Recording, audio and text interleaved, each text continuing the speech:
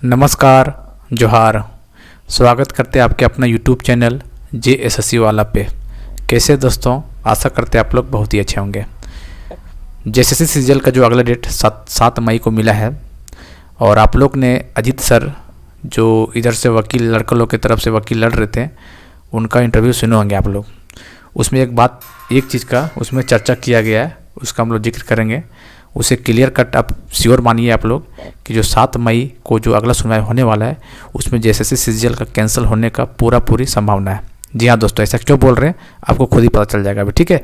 Channel को subscribe कर लीजिएगा और दोस्तों के साथ शेयर कर दीजिएगा। देखिए दोस्तों, सबसे पहले बात, जब स्टे नहीं हटा, हालांकि बहुत सारे छात्र सोच रहे थे स्टे हट के ज्वाइनिंग हो जाएगा, नहीं हटा तो काफ़ी लोग पगला गया एकदम।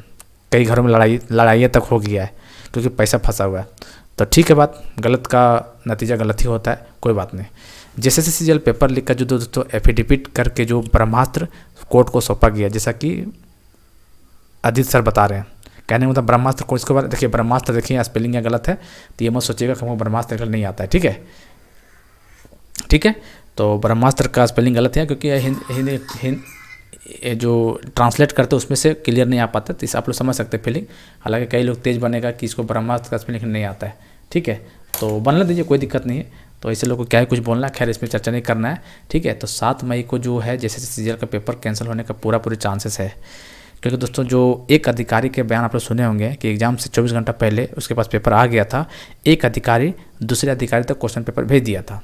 हालांकि उसको हल्के में लिया गया था उन लोग के द्वारा, क्योंकि सरकारी अधिकारी है तो हल्के में लेगा कोई भी, और इसमें नहीं पढ़ना चाहता है। लेकिन देखा कि पानी सर से ऊपर जा चुका है।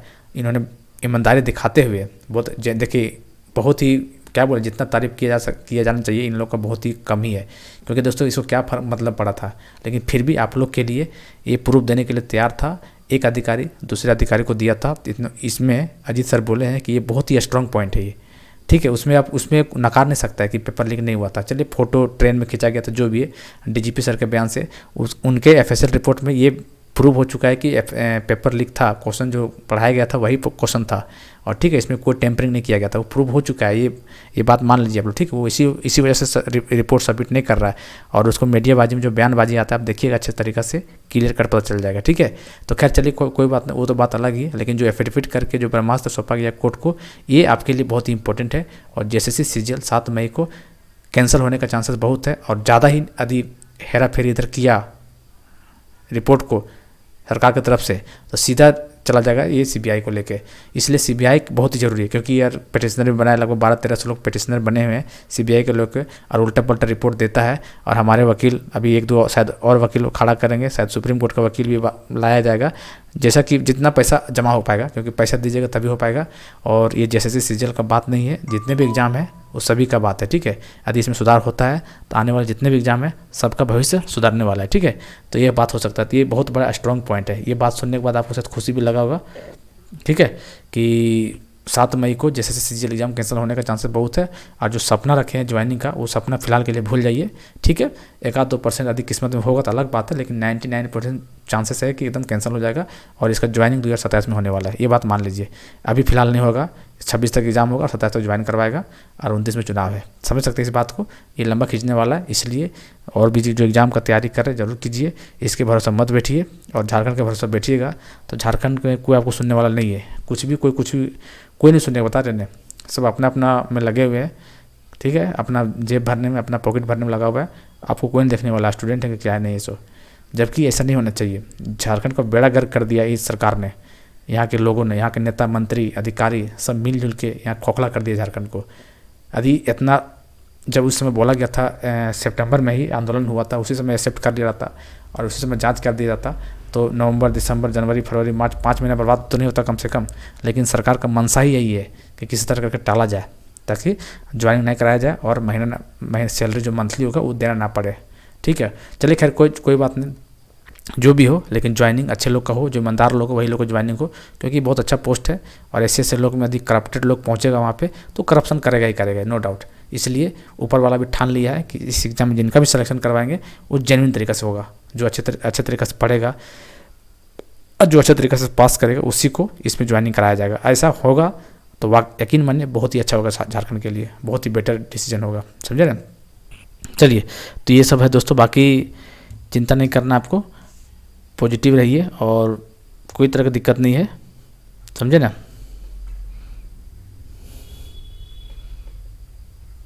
चलिए, तो इसको ध्यान में मत लीजिए, ब्रह्मास्त्र को इसको हल्के में मत लीजिएगा, ठीक है, कि ऐसे लिख दिया, इसको लिखने नहीं आता है। हालांकि कुछ लोग कमेंट करेंगे, इस वजह से बोल रहे हैं कि इसको हल्का में नहीं लेना है, समझे ना, हो जाता है टाइपिंग में, इसलिए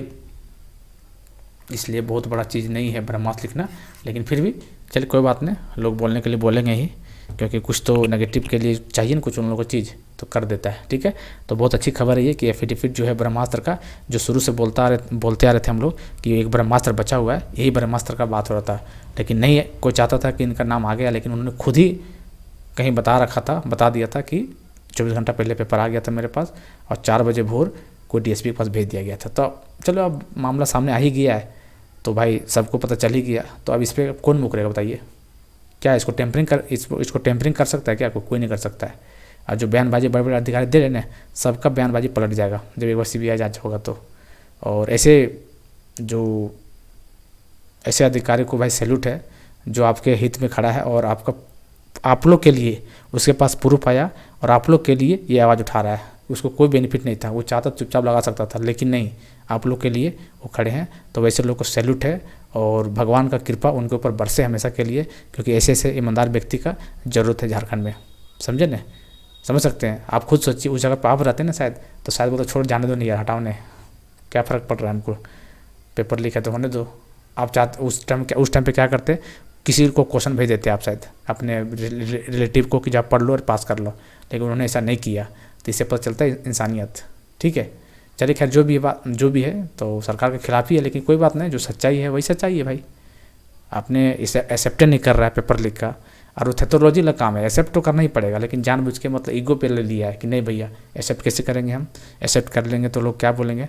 लड़का लोग तो थू करेगा ही करेगा, लेकिन यहाँ के अपोजिशन का लीडर जो लोग हैं उन लोग तो छोड़ेगा नहीं, ठीक है। तो खैर कोई बात नहीं मानिएगा तो कोई बात नहीं, कोर्ट मना देगा आपको कि पेपर लीक था, तो आप तो मानने को तैयार ही नहीं है, ठीक है।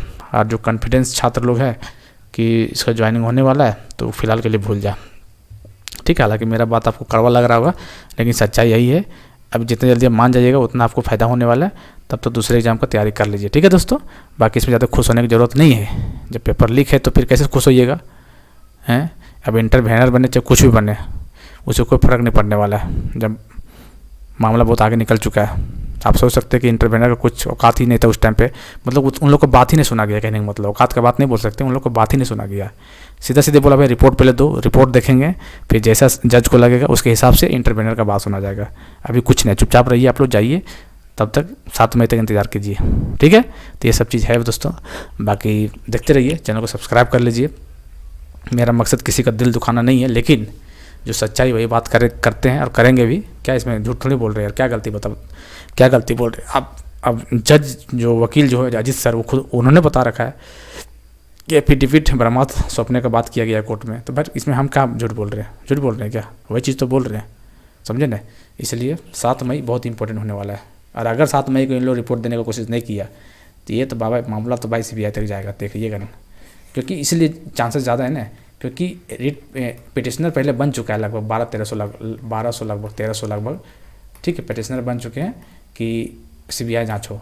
इसी वजह से बोल रहे, थोड़ा बहुत इधर उधर रिपोर्ट किया तो सीधा सीबीआई तक जाएगा, और जैसे ही सीबीआई तक जाएगा तुरंत डाटा इन लोग छुपाने की कोशिश करेगा, इन लोग तुरंत। बहुत लोग फंसेंगे इसमें, देखिएगा ना, अपना बहुत मजा आ जाएगा, मतलब देख के मजा आ जाएगा, उसके बाद वीडियो बनाने में भी मजा आ जाएगा एकदम, ठीक है। चलिए खैर जो भी है, तो जैसे सीजल का भविष्य 2027 से 28 तक जाने वाला है। फिलहाल कोई उम्मीद नहीं, 2026 तो ऐसे पार हो जाएगा, ये बात लिख लीजिए आप, ठीक है। कुछ नहीं होने वाला है, 2027 के बाद ही कुछ होने वाला है जैसे सीजल का, ठीक है। तब तक के लिए कोई नौकरी ज्वाइन कर लीजिए, और उम्र आपका बचा हुआ है तो तैयारी कर सकते हैं, लेना चाहते हैं बाद में तो, नहीं तो फिर कुछ इसका ऑप्शन ही नहीं कुछ, ठीक है। क्योंकि सरकार का भी इंटरेस्ट नहीं है, सरकार बहुत निकम्मी टाइप का काम कर रहा है, स्लो मोशन में एकदम, कोई मतलब नहीं उसको, ठीक है। मिलते हैं अगले वीडियो में।